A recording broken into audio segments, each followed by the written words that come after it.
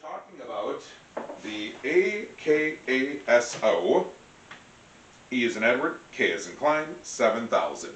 This is a 4K capable action cam. We'll get to that in a moment. Here's the actual cam itself. I want you to be able to see it. Very GoPro-esque. Button on the front, button on the top, 2 buttons on the side. You have a beautiful screen on the back. I'll show you it real quick. And you can see it's a beautiful screen.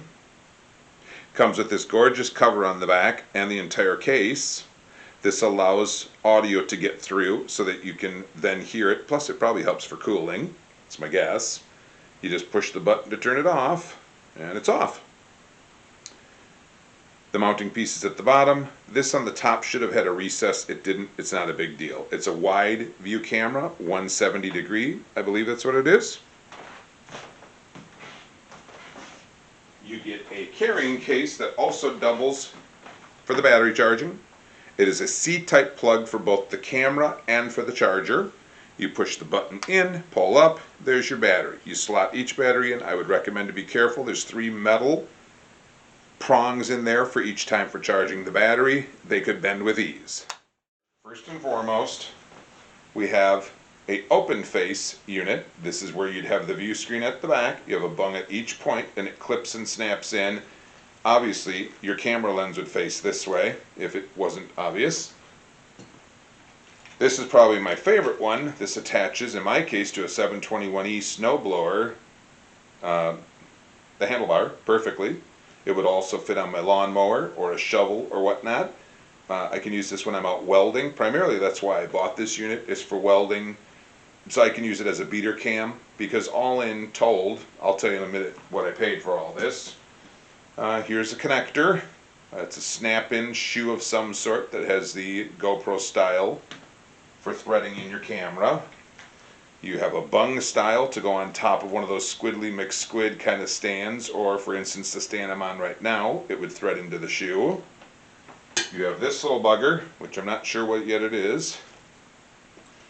You have a very nice acrylic back that is a solid, clear see-through. It's got a little bit of foam, felt, whatever, in each corner, and it snaps super tight, by the way. You have one adapter that has the threaded piece with it for threading and unthreading. Screwing and unscrewing. You have another one, very nice. You have another piece right here. It is an actual, like a paper clip, like that. One of those style of clips. It's very nice, spring loaded. You have another mount. You have another mount, also comes with its threaded stem. You have 2 of these that have the screw hole in them, and they have 3M. These are like a shoe or a mount for your unit to go into. Very handy. It has a threaded piece on it. Little knurl here also loosens. That allows you again to put your action camera onto it to attach it. So all in, all told, I needed to buy a Sandisk. I believe it's a Premium Pro Ultra, whatever. Ran me about $30.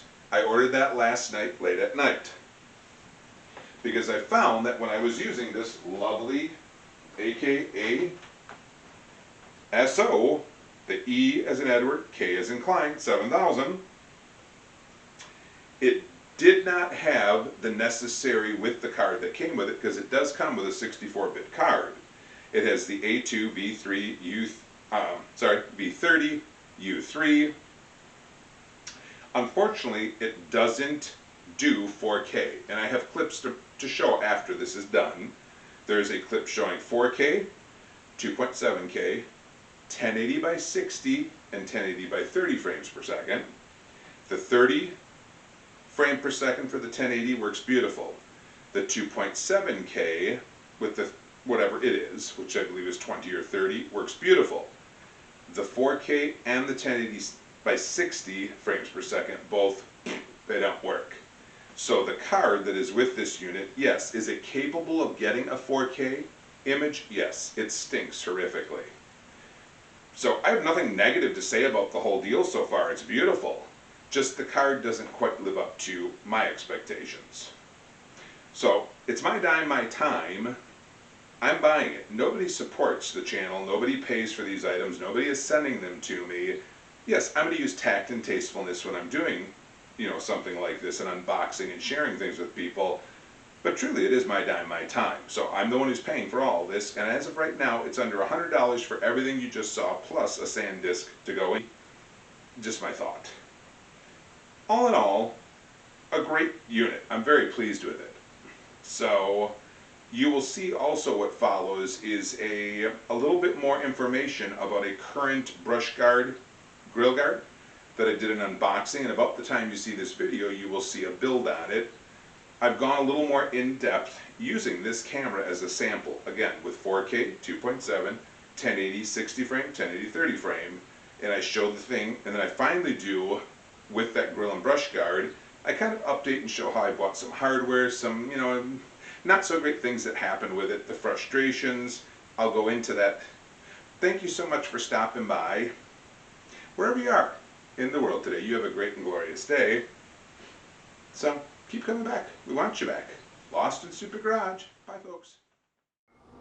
Okay, I promised to test. The sound is beautiful on this thing. The card that came from the manufacturer, it's acceptable. It does have some issue, those folks. This unit, this is 4K right now, and it does a beautiful job. The problem I found with 4K is that it will get jittery, shaky, and go super slow and have hard movement, presumably because it's maxing this thing out. Now here is 2.7K 30 frames per second. Absolutely looks stellar. I've already tried doing it in another room and looking at it on my laptop, just stellar. This little unit cannot handle a 1080 by 60. It just can't handle it. It shakes and leaves it all pixelated when you try.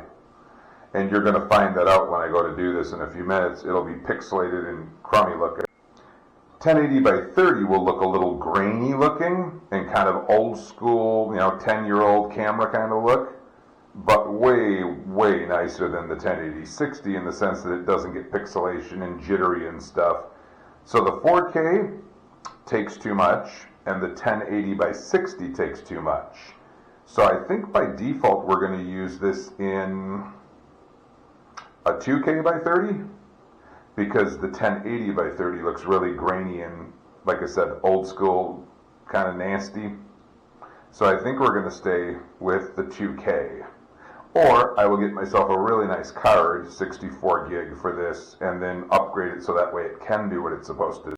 Okay, so we're now back with the Sandisk, and the Sandisk has now got, this is supposedly supposed to be a really good card.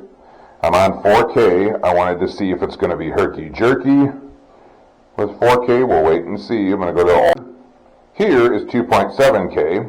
I wanted to guarantee, see if this card, this is a Sandisk, so this Sandisk card should be. So here is the notorious 1080 by 60 frames per second that I was having trouble with the Akaso EK7000 card that came with it. So now I'm trying this with the new Sandisk, which you have to literally, in order to get that Sandisk out of its holder, it's preposterous. You've got to cut the entire thing apart to the point where you're almost cutting through the actual card itself just to get it out. And here we are with the 1080 by 30, this 1080p, 30 frames per second. I've got the anti-shake on so it won't shake and gyrate and everything. And I'm just trying to see how the picture will look. This is the front grill guard. I showed a unboxing video and soon to be a build video. I wanted to add this in with this camera video as kind of a bonus.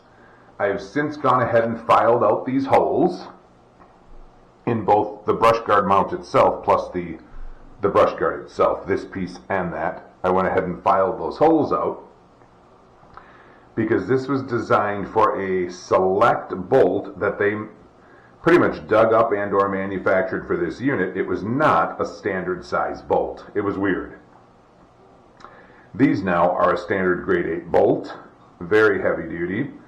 Took about 4 hours to work on this and file those out and put them in. But there are now 2 on each side. I will have to paint the insides as well as touch up all of this because I scratched it and beat it up with the file pretty good. I also came down here, you'll notice. You'll see the heads right here.